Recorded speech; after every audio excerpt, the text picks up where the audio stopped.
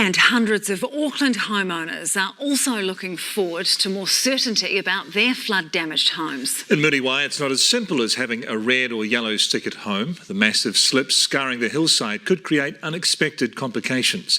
Nick Trubridge reports.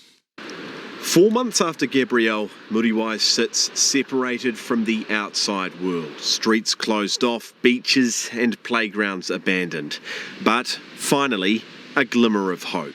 Yeah, obviously it's great to hear something come through. For now, all red sticker owners like Mike Hibbert really know is hundreds of homes in Auckland will not be rebuilt following this year's devastating weather events.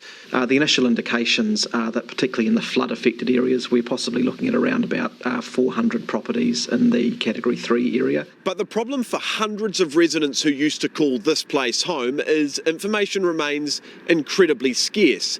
And that means life here in Muriwai remains as uncertain as it is deserted. Effectively, after 4 months, about 150 households here still don't know what category they fall into, salvageable or write-off, how that'll be valued or how valuations and payouts might eventuate. All of the people in that 150 odd properties are displaced from the community. They're paying rent as well as mortgages.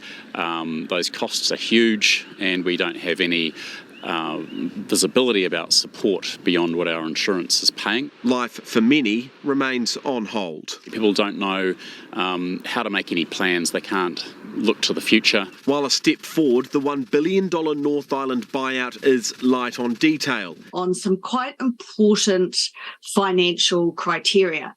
And there are really three that I'd like to focus, and that is on the criteria for valuation, the split of costs between council and central government, and the treatment of uninsured properties. And in Muriwai, there's problems like this. Muriwai is particularly difficult because we have commissioned a construction company to go out there and do some geotech work, because even though house by house may be stickered and we're moving those into category, it might be a wider issue there. Whatever the case, the feeling here is clear. Make a call and move on.